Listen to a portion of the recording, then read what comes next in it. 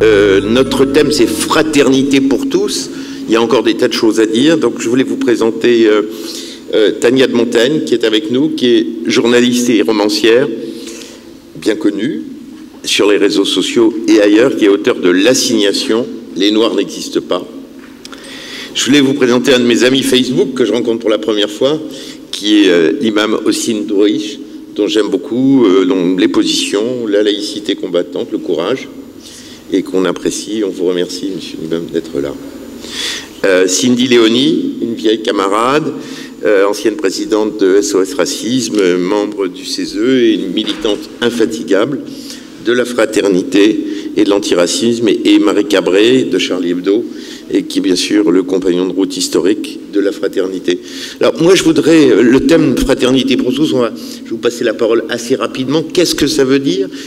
Même si je pense qu'on a, dans le débat précédent, j'étais un peu frustré, je suis un peu arrivé en retard, pardon, il est nécessaire de parler de solidarité, mais je trouve qu'on tourne autour de la fraternité, et elle est centrale, même s'il y a solidarité nécessaire, même s'il y a traduction nécessaire, j'ai l'impression qu'on n'a pas tout dit encore, et cet appel, il est né finalement d'un ras-le-bol et d'une idée assez simple. Ce qui nous réunit, nous frères humains, est plus important que ce qui nous sépare.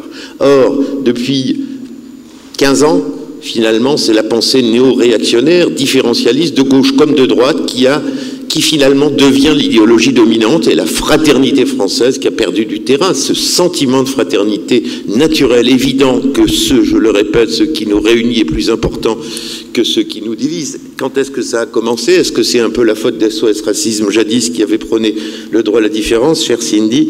Eh bien, on va parler de tout ça. Tania, qu'est-ce que ça veut dire, fraternité pour tous? 2 minutes chacun, et après on va laisser tourner la parole.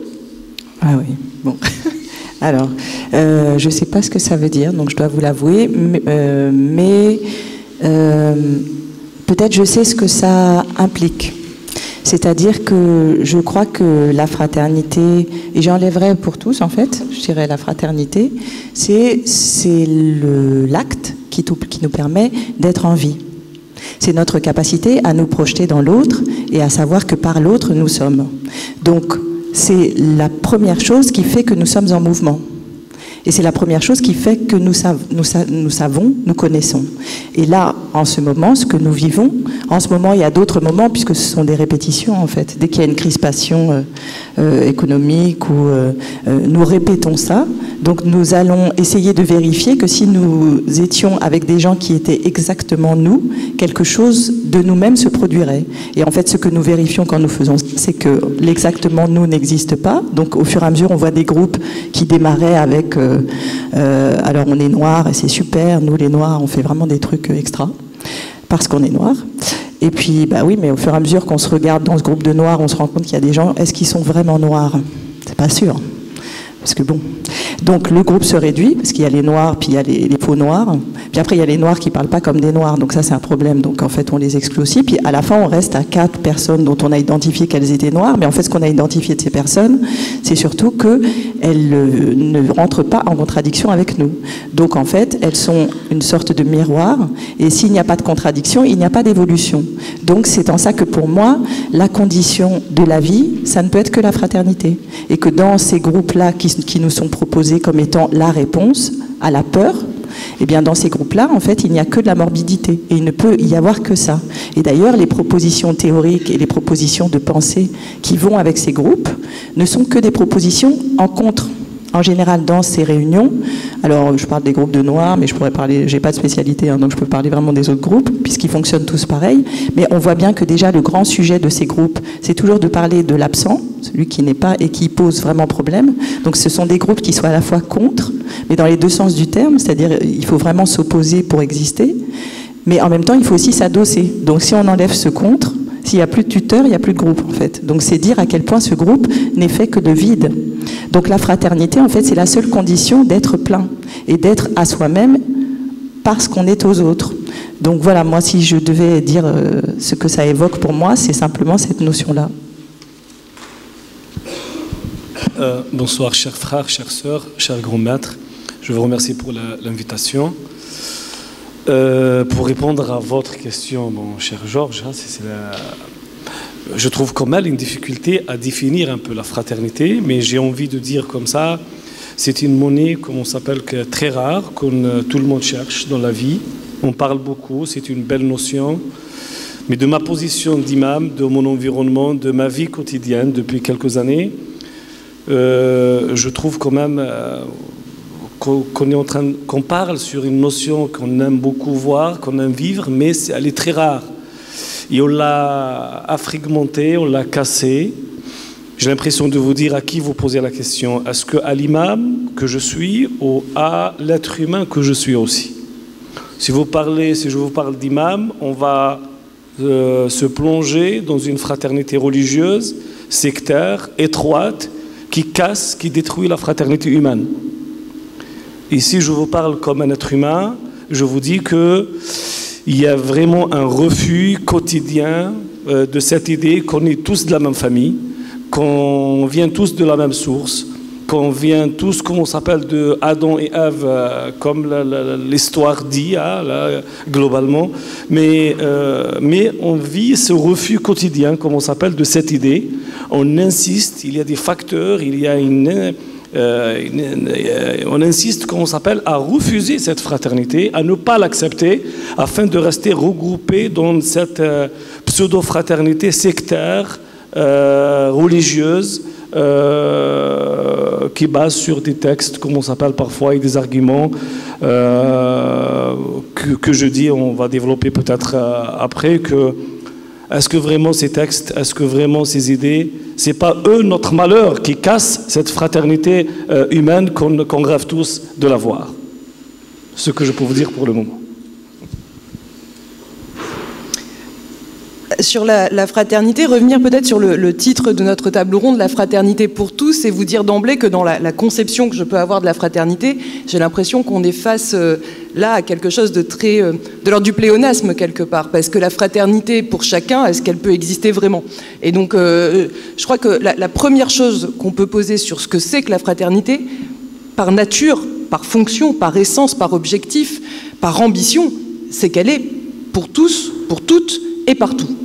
Et je crois que ça, c'est quand même un élément très important à poser d'entrée de jeu, parce que lorsqu'on pense qu'il peut y avoir une fraternité de l'entre-soi au sein d'une communauté, et que cette fraternité, nous serions à même de l'abandonner une fois sortis de cette communauté ou de cet entre-soi, alors on n'est pas fraternel.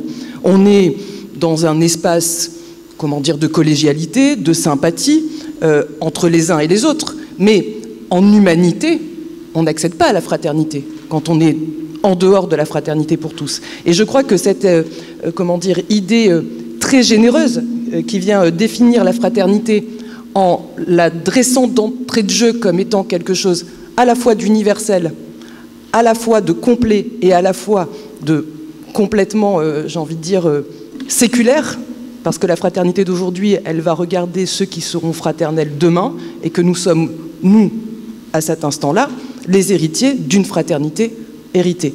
Et je pense que vraiment de voir cet aspect absolu de cette notion-là, ça doit nous donner à la fois beaucoup d'interrogations, mais je pense que c'est le propre de la discussion d'aujourd'hui, mais aussi beaucoup d'ambition, parce qu'encore une fois, c'est une notion qui, à mon sens, est d'abord et avant tout généreuse. Alors je vais peut-être être celle qui va être le plus pessimiste finalement sur cette notion de fraternité, parce que évidemment que la fraternité, si on veut la définir simplement, en ce qui me concerne en tout cas, c'est cette belle prise de conscience de la pluralité des autres, tout simplement, et c'est évidemment la prise en compte. Moi, mon souci, c'est que quand on parle de fraternité, c'est pour quoi faire en réalité, c'est-à-dire que est-ce que c'est pour enrichir notre socle commun? Est-ce que c'est au nom de l'universalité? Ou est-ce que c'est au service d'une reconnaissance strictement individuelle? Et c'est exactement ce à quoi on assiste depuis plusieurs années maintenant. Donc oui, la fraternité, j'entendais la question du débat précédent, pas de fraternité sans liberté, pas de fraternité sans égalité, pas de fraternité sans laïcité. aucune de ces valeurs républicaines ne saurait fonctionner l'une sans l'autre, c'est évident.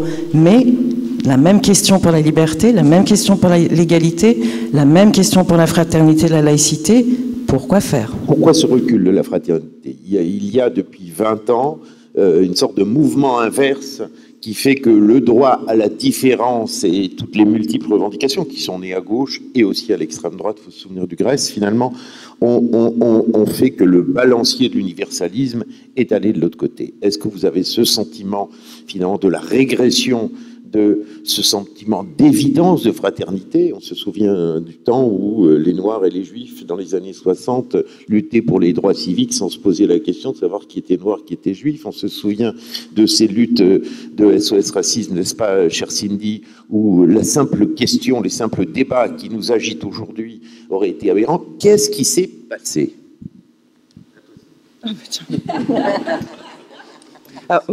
Moi, pour le coup, quand je suis devenue présidente d'SOS Racisme, j'avais 28 ans et grosso modo, j'avais l'âge qu'avait à l'époque l'association que je rejoignais. Donc du coup, de temps en temps, je vais peut-être là le faire, ça me permettait de dire, vous savez, j'étais à peine née.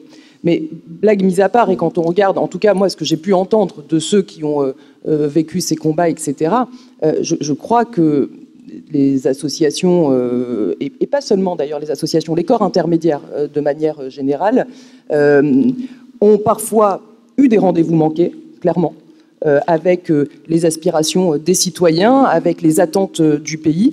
Mais on ne peut pas faire porter la responsabilité finalement de cette cohésion uniquement à ceux qui étaient désengagés, des bénévoles, parce que j'ai envie de dire, et les autres.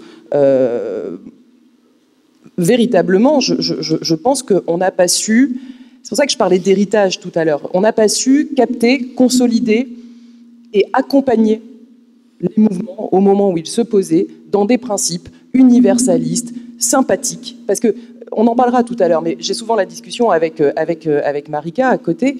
Les gens, quand même, ils manquent d'humour aussi. Et c'est symptomatique de ça. Quand on parle de fraternité, moi, je le vois bien. Des fois, je dis, mais est-ce qu'on peut se marrer 2 secondes?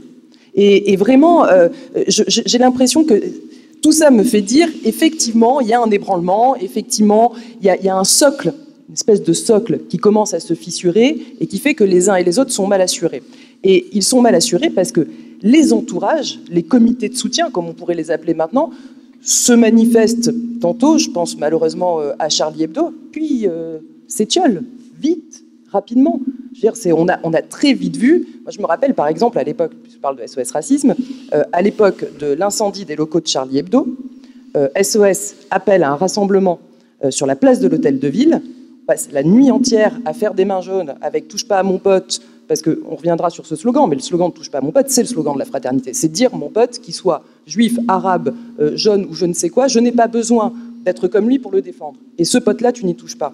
Mais sur la question de ce rassemblement, on était, je les ai comptés, 110. C'est-à-dire qu'à ce moment-là, et je parle d'une époque assez récente, à ce moment-là, on a quand même des locaux d'un journal satirique incendiés, et j'entends même, je vois écrit, ça ressort encore, et sans vouloir polémiquer, mais est-ce qu'il ne l'aurait pas un peu cherché? En matière de fraternité, excusez-moi de vous dire qu'on n'est pas tout à fait dans les clous. Parce que justement, la question de la fraternité, elle doit être au rendez-vous quand on n'est pas d'accord. C'est M. Bianco qui a dit ça, c'est M. Castaner? Eh ben non, c'était ni l'un ni l'autre. C'est ni l'un ni l'autre. C'était ni l'un ni l'autre. Bien connue, est-ce qu'il n'aurait pas cherché? Et donc, comme tout le monde a des smartphones, vous irez voir. Tout ça pour dire que cette fraternité, elle ne peut pas être à géométrie variable, elle ne peut pas être ici ou là quand ça nous arrange, et que ce qui m'inquiète quelque part, c'est le fait qu'elle ne soit pas sur un socle consolidé et qu'au contraire, elle soit sur un socle ébranlé. Et je vais passer la parole, mais par contre, et c'est aussi ce qui nous tient dans nos discussions avec Marika, moi j'ai ce truc, alors peut-être parce que j'ai envie d'y croire, parce que sinon j'ai plus le jus, mais à côté de ça, on a quand même une espèce de monceau de silence de gens qui sont mobilisés, qui font des choses sur le terrain. Non mais vraiment, enfin moi dans mes fonctions par ailleurs en termes de boulot du quotidien, je travaille dans une délégation interministérielle dans laquelle on mène des appels à projets locaux en matière de lutte contre l'homophobie, de lutte contre le racisme, de lutte contre l'antisémitisme. C'est plus de 1000 dossiers que je lis tous les ans avec des choses formidables. Mais effectivement, le problème c'est comment on sort du silence aussi ceux qui font, ceux qui agissent, ceux qui mobilisent et ceux qui font du bien à la République, à la fraternité, à la liberté, à la laïcité et tout le reste.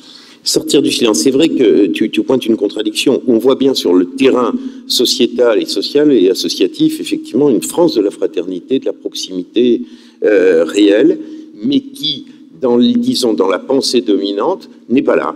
Aujourd'hui, on invite dans les médias, on valorise dans les médias les différentialistes jusqu'à la caricature. Et là aussi, qu'est-ce qui s'est passé quand on donne aux différentialistes le haut du pavé et quand les universalistes semblent des ringards, pardon pour nous.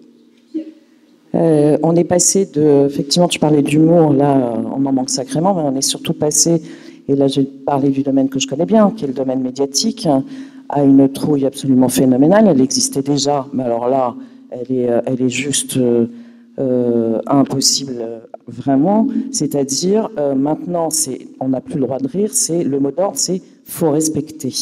C'est ça le mot d'ordre. Or, Riss l'a écrit dans un éditorial il n'y a pas si longtemps, le mot respect n'a jamais été aussi trahi qu'aujourd'hui. Il faut respecter. Nous, ne parlez pas de religion, faut me respecter. Ne parle pas de mon pays, faut me respecter, etc., etc. C'est-à-dire qu'il y a une manipulation de nos valeurs, de toutes nos valeurs. Je parle des médias, mais on peut parler des politiques aussi. C'est-à-dire, parce que la manipulation à la sauce électoraliste, de la laïcité, de la liberté, oui, mais de l'égalité vaguement et de la fraternité, faut respecter.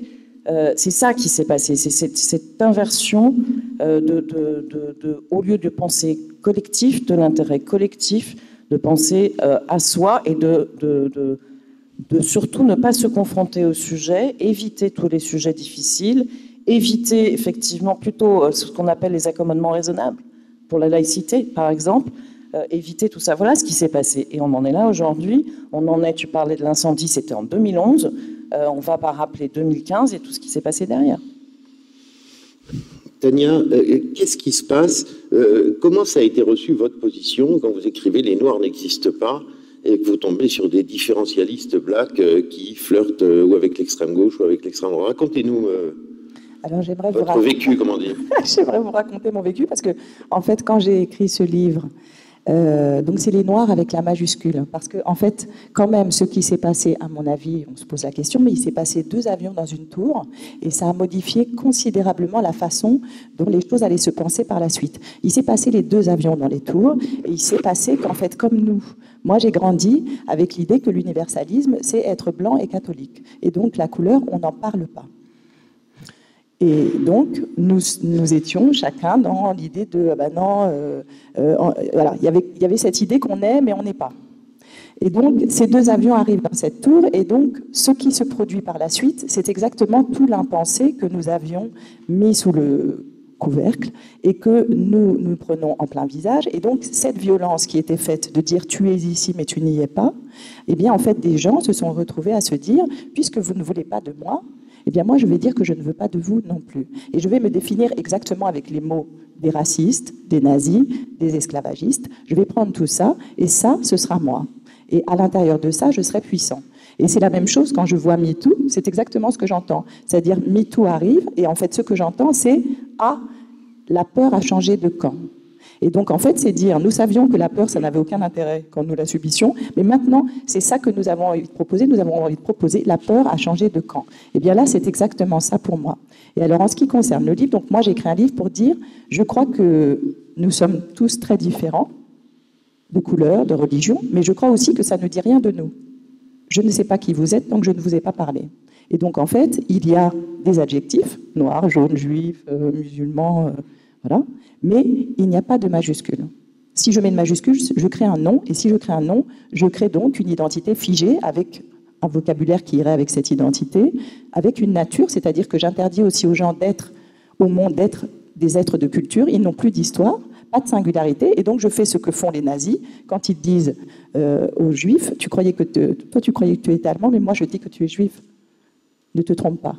Et donc, la majuscule, elle dit ça. Elle dit, tu croyais que tu étais une personne française, que nous parlions... Non, toi, tu étais noir, en fait, tu avais oublié. Et comme tu es noir, tu es afro, forcément, parce que tu es d'Afrique. C'est comme ça.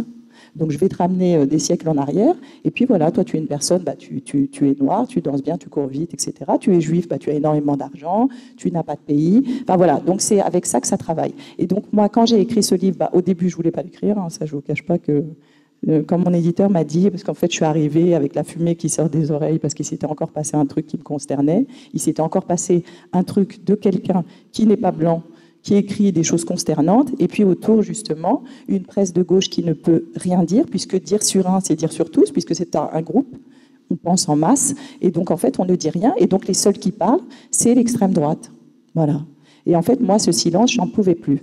Et donc, mon éditeur m'a dit, mais est-ce que tu veux pas qu'on fasse un petit truc, là, comme ça, avec un peu une proposition, un peu de jeu, hein, on rigole pas, un peu de jeu, pour que ça bouge un peu et qu'on soit pas obligé de se penser ou totalement dans une optique qui soit figée de groupe, comme ça, tous collés, ou dans une optique, on s'en fout, on est tellement libre, tu fais ce que tu veux. Moi, d'ailleurs, je suis très singulière, j'aimerais bien qu'il y ait un petit alinéa sur moi, parce que vraiment, moi, je tiens à ce que le groupe sache que j'existe et que je suis très particulière. Donc, je me suis dit, peut-être on peut essayer de proposer quelque chose pour penser ensemble. Et pendant que j'écrivais, donc j'ai lu tous les nazis de la planète, de toutes les couleurs, et que je me suis tapé des conférences improbables avec des afroféministes véganes, des ci, des là, on monte, on descend. Pendant que je faisais ça, moi, je me préparais, je me disais, ah là là, quand ça va sortir, je vais être sur le ring avec ce truc-là, je vais plus en pouvoir. Et puis, en fait, le livre sort. Alors, les afroféministes, je ne sais pas, c'était pas encore la Coupe du Monde, mais je pense qu'ils avaient des trucs à faire, donc... Silence radio. En revanche, les premiers journalistes qui veulent parler du livre me disent, ah oui, alors on a lu, ouais, c'est bien. Je propose un débat avec un noir. Donc, si vous cherchez des noirs, franchement, j'ai une grosse liste de gens avec qui vous pouvez parler, parce que ça, des débats avec des noirs. Et donc, en fait, ce que je voyais, c'est des gens, en fait, qui constataient que leur rédaction est entièrement blanche, et qui, face à ça, se retrouvaient coincés, justement, vous en parliez, et qui ne se sentaient pas légitimes de parler avec moi. C'est-à-dire, j'écris un livre pour dire que vraiment, je peux parler avec plein de gens, mais en fait, la conclusion de tout ça, c'est comme ils ne sont pas noirs, et que moi, vraiment, j'ai des problèmes de noir, quoi. Donc, il faut un noir pour discuter avec moi. Puis en plus, comme je suis une femme, il faut que je sois adoubée par le comité des noirs pour savoir si j'ai vraiment le droit de parler. Donc, finalement, il y a un journaliste blanc qui a pris sur lui de parler avec moi. Et en fait, ce journaliste blanc est arrivé, il s'est assis, et sa première question, c'était « Est-ce que vous en avez parlé avec des Noirs ?» Et donc, je lui dis « Mais c'est intéressant parce que, vous voyez, en fait, j'ai écrit le livre pour ça. Parce qu'en fait, vous auriez quelqu'un de blanc en face de vous, jamais vous n'auriez demandé à cette personne si elle a parlé avec des blancs du livre et si elle a le droit maintenant de vous en parler. Jamais. Donc, ça veut dire que vous, on est au cœur de votre impensée raciste et que vous pensez que je suis une noire avec une majuscule, et que donc, quand je parle, je le fais depuis le groupe des Noirs, peut-être que même que je parle pour tous les Noirs, peut-être même que vous croyez que je connais tous les Noirs, et c'est ça que vous me demandez. Alors, c'est intéressant, donc on a passé 2 heures ensemble, et on a passé 2 heures, justement, à essayer de faire face à ça. Mais moi, ce qui m'intéressait aussi, c'était de dire, dans ce livre, je ne suis pas différente des autres, donc je suis raciste comme tout le monde. Parce que mon vocabulaire, ce que j'ai appris, de la même façon que je suis misogyne comme tout le monde. Il y a des choses qui me traversent, que je ne maîtrise absolument pas, qui sont liées à ce que le terreau sur lequel j'ai grandi, en l'occurrence sur la misogynie, c'est depuis Néandertal, donc il y a quand même de quoi faire.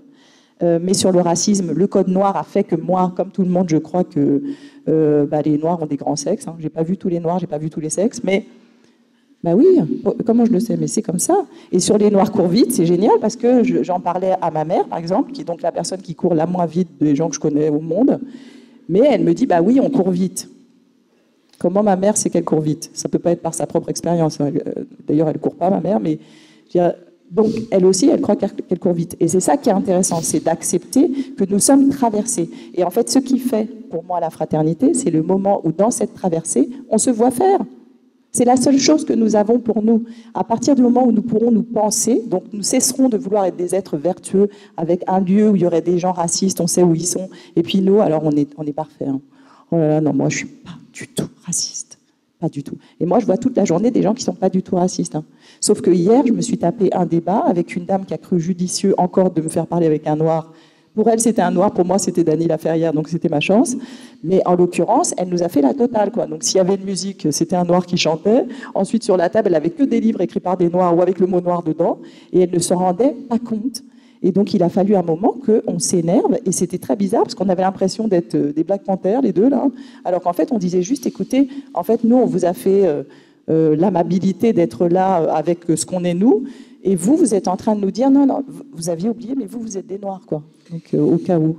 Voilà. Donc, pour moi, en fait, c'est ça le vrai truc et la vraie surprise, c'est qu'en fait, les afroféministes, je ne sais pas où ils sont, en Coupe du Monde, en Russie, je ne sais, mais que la violence qui m'a été faite, elle a été faite justement à cet endroit de tous ces gens qui adorent les Noirs et qui trouvent ça super, et j'adore ce que vous faites, c'est vraiment extra, mais qui, du coup, ne peuvent pas me parler et m'envoient des Noirs qui pensent comme eux pour qu'on essaye de... Voilà.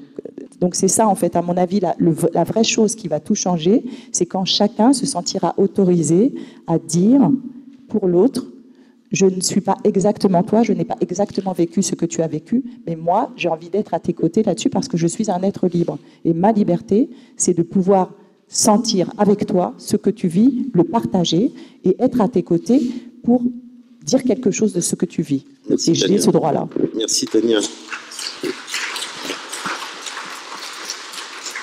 Ce qui est important, c'est finalement l'assignation, pour reprendre le titre de votre livre, ou l'essentialisation, c'est bien le contraire de la fraternité. L'assignation, tu es là, tu es nulle part ailleurs.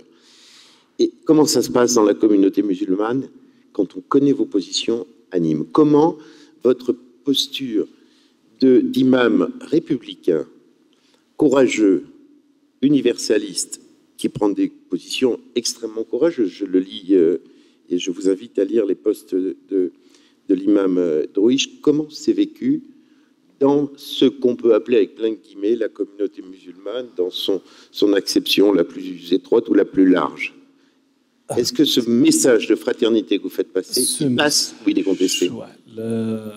La dernière un peu, comment on dit, statistique informelle qu'on a fait, on a demandé à un échantillon des imams et des musulmans, combien de fois, depuis 3 ans, les 3 dernières années, ont entendu des imams en train de parler, de faire des prêches sur l'humanisme ou sur la fraternité humaine, par rapport à l'ensemble des discours qu'on se présentait dans les mosquées ou d'ailleurs ailleurs. Et le chiffre, il est très choquant. Il n'y a pas 3% des imams qui ont traité ce sujet. On ne traite plus le sujet de la fraternité humaine. On ne parle pas de l'humanisme. Si on parle de la fraternité musulmane, oui. Si on parle entre les croyants, oui. Et de là, c'est un indicateur ou un index, comme on s'appelle, qui nous montre combien la crise morale et la crise humaine qui existe au sein de l'islam actuellement et au sein des musulmans. Et maintenant, c'est difficile aussi à interpréter parce que la religion, normalement, elle est venue pour fraterniser les êtres humains, pour créer cette fraternité entre les êtres humains.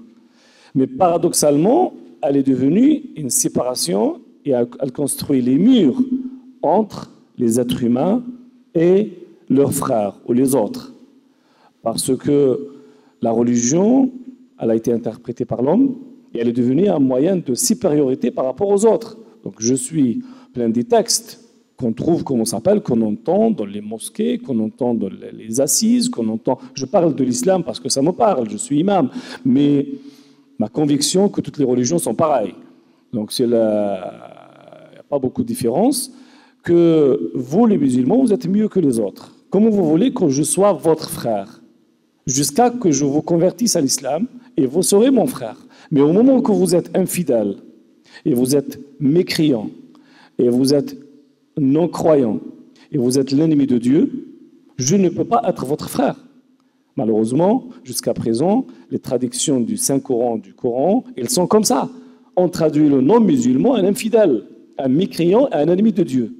Donc on tourne, comme on s'appelle, dans ces traductions qui sont très violentes et très inhumaines. Monsieur comment ça se passe? Alors, on a parlé des autres imams, mais vos fidèles. Alors, mon fidèle, mes fidèles, à Nîmes. Qu'est-ce que je vous parle, moi, de mon combat? Parce que je suis à Nîmes, mais je suis aussi, mon combat, il est national. Il est national, et c'est parti, bon, depuis ces dernières 4 années, on a vu les attentats de Charlie Hebdo, d'Hypercacher, des trucs, on était quelques-uns. Là, on était 5, 6, 7 imams, 10 imams, comme on s'appelle, qui étaient présents sur le lieu. Et le premier qui nous a combattus, c'était le CFCM, le Conseil français de culte musulman, qui s'est acharné contre nous, qui nous a accusés des charlatans, des imposteurs, des menteurs, parce qu'on était chez les Juifs. On n'a pas le droit d'aller, ils ne sont pas nos frères. Ils sont nos ennemis éternels. Ils voulaient envoyer cette idée. Quand je parle de CFCM, je ne parle pas de l'individu, je parle de l'esprit général qui domine. C'est-à-dire que l'idée, c'est ça. L'imam Chalgoumi, il a subi, comme on dit, il subit encore depuis des années, comme on s'appelle, une guerre incroyable. Il est séparé de ses enfants, de sa femme, et qui ne vivent plus en France parce qu'elle est menacée quotidiennement. C'est la même chose, c'était pour moi, si je n'ai pas pris des précautions, mais j'ai payé aussi cher parce que j'étais viré de mon travail par le CFCM. J'étais le président de l'aumônerie musulmane à l'hôpital de Nîmes. J'étais viré d'un autre travail. Il demandait, comment on s'appelle, aux musulmans de ne pas se tenir et de ne pas donner ma mosquée à Nîmes pour m'affaiblir, parce que je porte ce projet humain, ce projet républicain, et l'islamisme, et l'islam politique, qui a un agenda toujours un peu victimaire, complotiste. Les autres, ils font des complots contre nous. Les attentats, c'est pas nous, donc vous ne devez pas aller sur les lieux, parce que ce sont les juifs et ce sont les sionistes qui ont fait ça contre l'islam et contre les musulmans. Comment on peut les convaincre? C'est un combat très lourd. Très lourd. Donc, heureusement, moi, personnellement, j'ai essayé toujours de garder mes pieds dans la communauté, parce que leur but, c'était de nous séparer des musulmans et de dire qu'ils ne représentent rien et qu'ils sont des imposteurs et ne sont pas reconnus. Et alors, votre message, revenons à votre mosquée, votre message républicain, vos proches, vous rencontrez une adhésion de vos proches, votre message républicain passe? Oui, déjà notre mosquée à Nîmes, elle s'appelle la mosquée de la fraternité. Et le jour que je l'ai appelée la fraternité, c'était pas la fraternité religieuse, c'est la fraternité humaine. C'est celle-là mon intention. Et donc on se trouve aujourd'hui dans ce forum, donc on voit un signal direct, comment on s'appelle, qui vient de ma mosquée et qui se renvoie là-bas. Donc c'est nous, on a des musulmans. Les musulmans, ils ne connaissent pas leur religion. Ils ne connaissent pas, ils sont des êtres humains, des citoyens comme tout le monde. Mais il y a une élite musulmane, la crise elle est dans l'élite, qui gère, comment on s'appelle, ces musulmans, qui les renvoie, c'est-à-dire qui veut pas prendre les musulmans vers un projet républicain, une pensée républicaine, humaine. Non, on est toujours des victimes. On est toujours. Et là, on vient de découvrir, c'est pas un secret, que cette élite, elle travaille pour des agendas internationaux. Elle est payée, elle est financée par certains pays, par certaines forces, comme on s'appelle, islamistes, ou certaines forces, certains pays qui ont des agendas, qui veulent les appliquer sur le sol français. Alors nous, qu'est-ce qu'on dit aux musulmans? On dit que votre avenir, il est dans votre pays, il est en France. L'avenir de vos enfants, il est avec leurs concitoyens ici, c'est pas là-bas. On ne peut pas être et on ne peut jamais accepter d'être des mercenaires pour des pays étrangers parce que ça sera contre l'avenir de nos enfants. C'est le message qu'on essaye de passer avec force. C'est difficile, c'est très difficile, parce que on reçoit, c'est une résistance, comme on s'appelle, c'est-à-dire ces islamistes, ils ont dominé les mosquées depuis 40 ans. Le Coran républicain, il est nouveau, il est minoritaire encore, il n'a pas de force. Être religieux, être imam, comme on s'appelle, dans la République, avec ses politiques, ce n'est pas facile, parce que déjà la société elle a eu un problème grave envers la religion, donc elle vous voit. En plus, c'est l'islam aujourd'hui qui fait peur. Donc les politiques ils sont là dans un projet aussi parfois de clientélisme. Et ils regardent la majorité, ils gagnent des voix avec les autres plus que les républicains. Donc oui, ils les encouragent, vous êtes des courageux, vous avez un bon projet, mais en vérité, il n'y a pas un soutien réel. Il n'y a pas un soutien concret pour changer les choses et pour dire aux musulmans en France que votre avenir, il est ici, il n'est pas là-bas, il est dans un islam français, dans un islam laïque, dans un islam républicain qui reconnaît l'autre, qui devient plus humain, qui vit pas dans l'ambiguïté et qui condamne les attentats clairement et qui essaie de casser les tabous envers les juifs, envers, comment on s'appelle, les non-musulmans, et qui essaie de réformer et de changer les traductions des textes religieux, les traductions des hadiths, et qui choisit une interprétation, parce qu'il y a plusieurs, qui choisit une interprétation humaine, rationnelle, qui ne fait sortir de la pensée émotionnelle, qui laisse les musulmans des moutons chez une élite qui travaille chez les autres en étranger.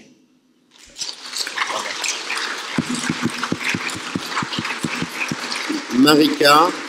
Je voudrais juste... vous avez parlé du CFCM, je voudrais juste rappeler que c'est le CFCM qui est à l'origine du procès de 2006 contre Charlie Hebdo sur les fameuses caricatures du prophète. Voilà, ça je veux le rappeler. Et je voudrais vous rejoindre en fait sur un point, parce qu'on a parlé de communauté musulmane, on a toujours beaucoup de mal à définir ce que c'est que la communauté musulmane. Croyant, pas croyant, enfin bon, peu importe. Moi, je voudrais juste dire que s'il y a une définition, c'est que ce sont effectivement des gens qui sont tout à fait capables d'humour, qui sont tout à fait capables de second degré, qui sont tout à fait capables de débat, qui sont tout à fait capables d'être soumis à la critique comme tout le monde. Et en tout cas, nous, c'est comme ça que nous les considérons.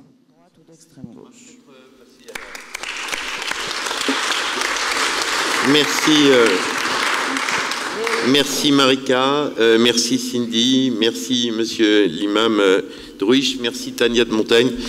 Comme l'a dit le grand maître, et en tout cas dans cet appel, je crois que l'heure de la reconquête de la fraternité doit sonner. On doit, je crois, retrouver les valeurs universalistes qui ont disparu, qui se sont terrées, qui ont été abandonnées, qui ont été oubliées, qui ont été négligées au profit de ce relativisme qui a fait tant de mal.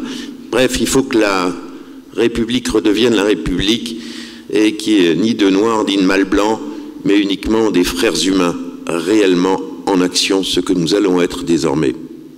Je passe la parole au grand maître.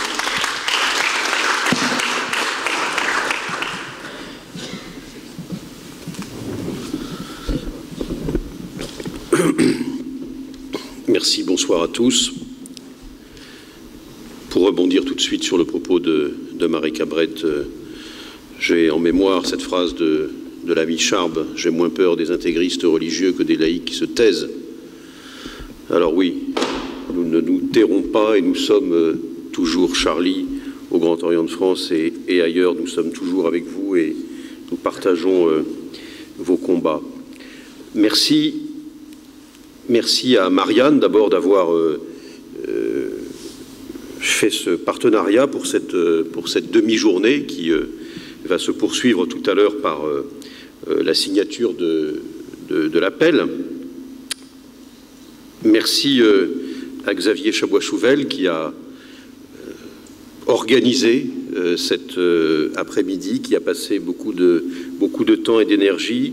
Merci à Franck Chabot-Mercier, merci à Laurent Kupferman, merci à toi Georges-Marc Benamou d'avoir tous les trois animé les tables rondes. Merci à Emmanuel Pierrat qui va assurer tout à l'heure la poursuite de cette animation. Merci à tous ceux qui, au Conseil de l'Ordre, autour, ont permis que cet après-midi soit bien organisé. Et merci à vous tous d'être présents ici pour rebondir, c'était notre ambition, pour rebondir sur l'appel déjà que nous avions lancé au Grand Orient de France à l'occasion des utopiales maçonniques à la mi-mars dernier, qui nous avait permis de décliner dans un certain nombre de villes, une vingtaine, cette thématique. Et nous avons, d'une certaine manière, continué à le faire avec des éclairages, avec des témoignages, avec des expertises qui nous ont permis de voir comment la fraternité pouvait s'incarner, comment elle pouvait se décliner, comment elle pouvait s'interpréter, comment elle pouvait s'incarner de manière très, très différente. Je vais revenir un peu sur ce qui a été dit depuis le début. Julien Lauprêtre, président du Secours populaire, nous a fait le témoignage de son engagement personnel, mais aussi du rôle du Secours populaire pour être dans la fraternité en acte, ce que nous disons aux francs-maçons, la fraternité, c'est la solidarité en acte.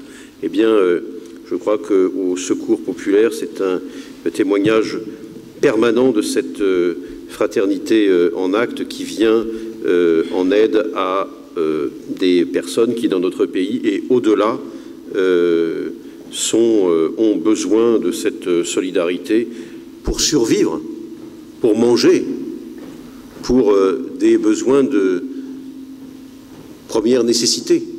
Voilà ce à quoi il faut aussi pensée. Il nous disait c'est 180 millions de repas servis chaque année. Il n'y a pas que le Secours populaire, il y a beaucoup d'autres associations qui le font, mais je crois que ce témoignage nous a édifiés.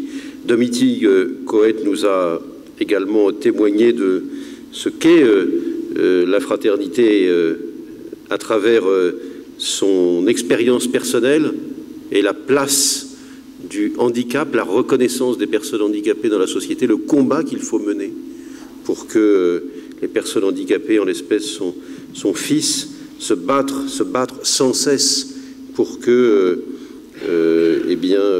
ces personnes puissent être reconnues, qu'elles puissent être considérées, qu'elles puissent vivre aussi normalement que possible. Mario Stasi, président de la LICRA, a beaucoup centré son propos autour de l'accueil des réfugiés. J'y reviendrai. Résister au repli qui menace notre société, qui menace notre continent. Cette question de l'accueil des réfugiés, c'est pour l'Europe, pour notre pays, pour notre idée même de la civilisation, un véritable défi qui est posé devant nous et que je pense et que nous pensons au Grand Orient de France que notre pays ne mène pas à sa juste place, ne mène pas avec les moyens qui devraient être les siens, en esquivant cette question, en la traitant souvent sous un angle purement sécuritaire. Il y a beaucoup d'autres manières de traiter cette question. Nous y reviendrons peut-être, nous y reviendrons sans doute même au Grand Orient de France, parce que nous travaillons sur cette question depuis fort longtemps. Siem Habchi nous a parlé de la fraternité comme incarnation du partage, et je pense que c'est en effet probablement une notion à creuser. Pierre Juston nous a invités à ne pas morceler les combats et à faire en sorte que nous puissions les mener ensemble et que nous ne nous séparions pas pour assurer un certain nombre de combats pour l'égalité des droits. Alexandre Urvix et Nicolas Noguier nous ont rappelé quelle était malheureusement la force des préjugés, et notamment à l'égard des homosexuels, et à mesure que nous assistions à une extension des droits en faveur des personnes homosexuelles, nous voyons de manière permanente, et nous en avons encore le témoignage ces jours-ci, de la montée d'une hostilité, d'une homophobie qui est terrifiante dans notre société, terrifiante. Et donc là aussi, il y a beaucoup de combats à poursuivre. Georges-Marc Benamou nous a invités, et j'y reviendrai aussi, à faire en sorte que nous puissions insister sur ce qui nous réunit, qui est plus important que ce qui nous sépare. Tania de Montaigne, j'ai aimé votre formule, j'en ai même beaucoup, notamment dans votre ouvrage, mais à travers ce que vous avez dit aussi aujourd'hui, ce que vous êtes en apparence ne me dit rien de vous. Et là aussi, j'y reviendrai dans un instant. Marika, la fraternité, pourquoi faire? Pourquoi faire? En effet, j'y reviendrai également. Merci Ossine Drouich pour votre engagement, pour votre combat, parce que il est aussi très, très difficile. Et vous, voilà, nous avons eu l'occasion de nous rencontrer. Il y a de cela plusieurs mois, nous sommes restés en contact, et je salue, et nous sommes beaucoup à saluer l'engagement qui est le vôtre, parce que nous savons combien c'est difficile dans le contexte dans lequel nous sommes plongés. Et puis, Cindy Léonie, vous nous avez rappelé combien la dimension de la fraternité était inséparable de celle de l'émancipation. Et donc, la fraternité, c'est un mouvement également. C'est un mouvement, c'est pas simplement une notion figée. Bien, je voulais essayer de ne pas oublier les apports qui ont été les vôtres pour montrer que le Grand Orient de France n'est pas propriétaire de la fraternité. Simplement, il est dépositaire depuis 3 siècles d'une part de cette fraternité qu'il essaye de faire vivre dans ses temples maçonniques. Parce que ce qu'a cherché à faire depuis le début la franc-maçonnerie, c'est précisément d'abattre les séparations entre les hommes. Parce que pour les femmes, ça viendra un peu après. C'est ainsi, c'est l'histoire. Nous ne la renions pas, nous l'affrontons. Nous l'affrontons. Abattre les séparations, abattre les barrières, sans cesse, et reconnaître les individus pour leur qualité propre et leur vertu individuelle, et non pas pour ce qu'ils représentent ou ce qu'ils sont censés représenter. C'est ça l'idée force de la franc-maçonnerie.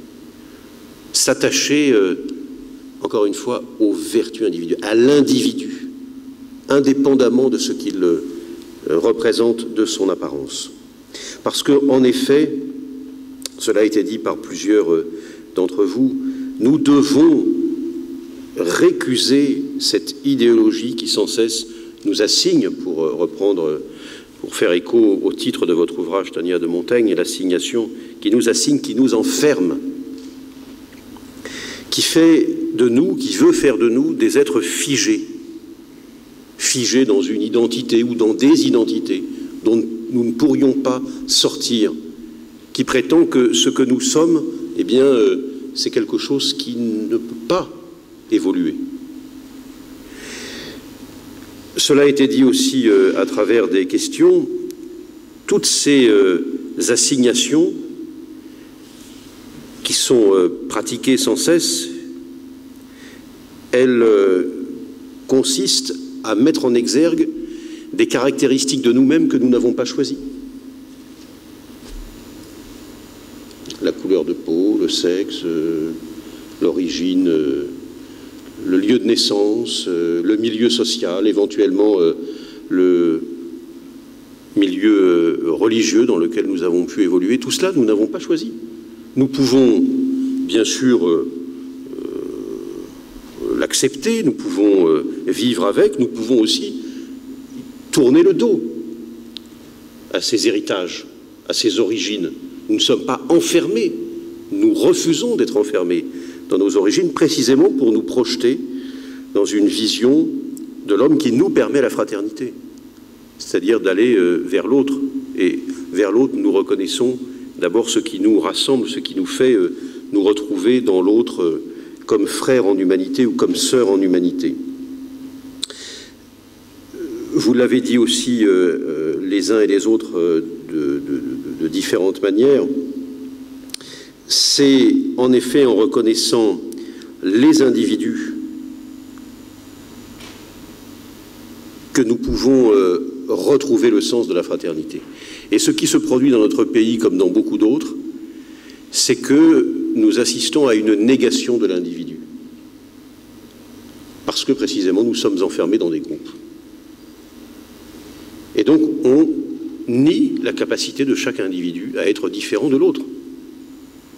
Et lorsqu'on voit comment un certain nombre de droits évoluent, ils sont là très souvent pour reconnaître des droits des minorités, par exemple.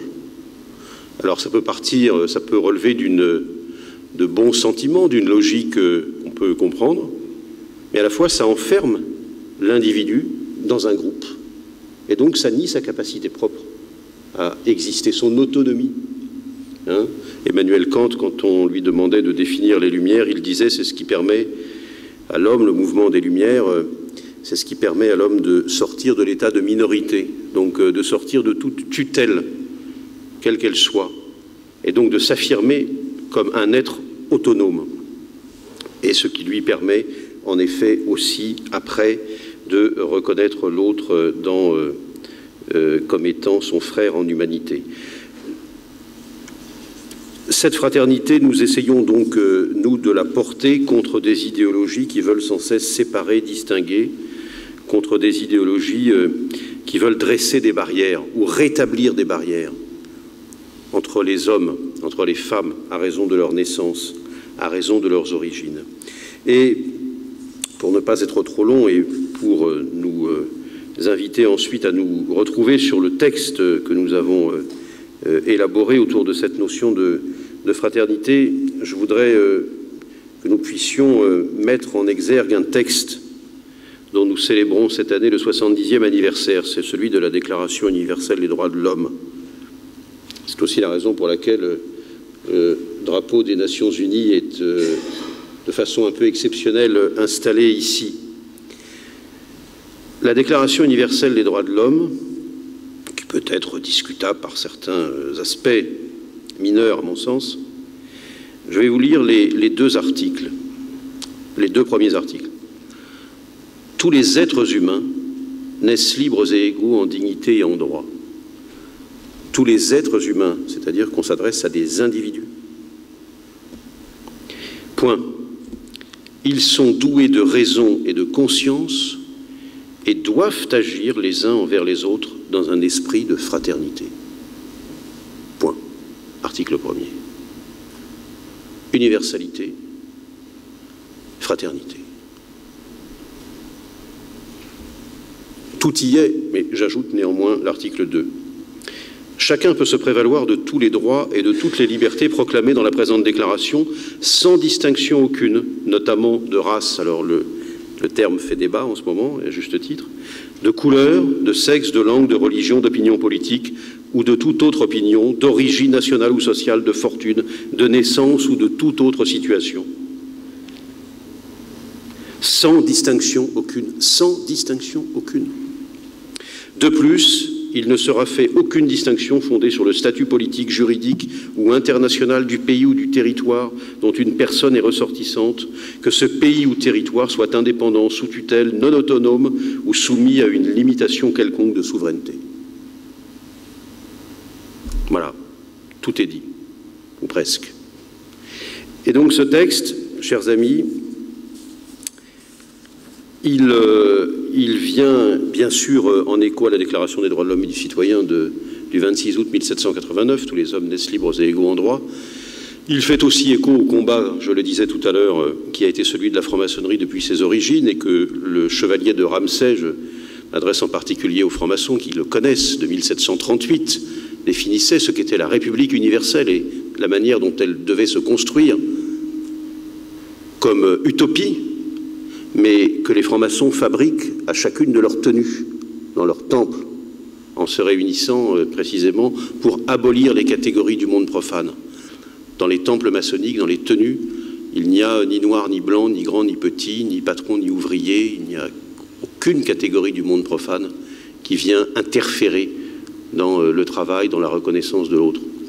Donc, Ramsay, 26 août 1789, 10 décembre 1948, c'est cela qu'il convient de continuer à porter, cette idée de l'homme, cette idée de l'individu qui est libre de se reconnaître à travers des affinités avec d'autres, de se retrouver, mais qui ne doit pas être enfermé dans une vision qui est une vision essentialiste, qui est une vision réactionnaire de l'homme, qui le pousse sans cesse. Et c'est le rôle que joue l'extrême droite et les intégristes religieux, et une partie d'une extrême gauche à la dérive, qui le pousse sans cesse à être renvoyé à ses racines, à sa souche, à son passé, c'est-à-dire à tout ce qu'il n'a pas choisi. C'est proprement une vision réactionnaire de l'homme. Et donc pour pouvoir développer une vision progressive, progressiste, ouverte, et donc qui permet la fraternité au-delà des différences, eh bien, il faut avoir une vision de l'homme, de l'humanité, qui soit précisément, elle, dans un mouvement d'émancipation individuelle et collectif, qui porte l'homme vers l'avenir, qui nous permette de bâtir un monde meilleur, qui nous permette de faire en sorte que celui qui nous attend demain sera moins pire que celui que nous avons vu hier. C'était tout le sens de la Déclaration universelle des droits de l'homme de 1948, qui a été rédigée au sortir de la guerre. Et on parlait tout à l'heure de ces idéologies. Le nazisme a été l'idéologie essentialiste par définition, poussée à son paroxysme, celle qui précisément disait que lorsqu'on essaie de telle ou telle façon, avec telle ou telle couleur de peau, avec telle ou telle religion, on était enfermé dans cette catégorie. Pour faire vivre la fraternité, il faut donc en revenir à l'essentiel. C'est cette Déclaration universelle des droits de l'homme que nous devons porter. Je crois, nous le ferons, nous, Grand Orient de France, tout au long de l'année qui reste, 2018, qui fait donc référence à 1948. Je vous la redis, tous les êtres humains naissent libres et égaux en dignité et en droit. Ils sont doués de raison et de conscience et doivent agir les uns envers les autres dans un esprit de fraternité. Voilà ce que nous devons porter contre tous ceux qui veulent, au contraire, nous pousser sans cesse à nous affronter, à nous séparer, à fragmenter la société, à l'atomiser, à nous regarder par défiance les uns envers les autres, à voilà, nous séparer. Cela, nous le récusons. Nous souhaitons en effet continuer ce combat pour la fraternité et merci à vous de nous avoir accompagnés pour cette réflexion qui ne trouvera son sens que si elle se transforme en action. En tout cas, merci à tous et place maintenant à la séquence animée par Emmanuel Pierrat.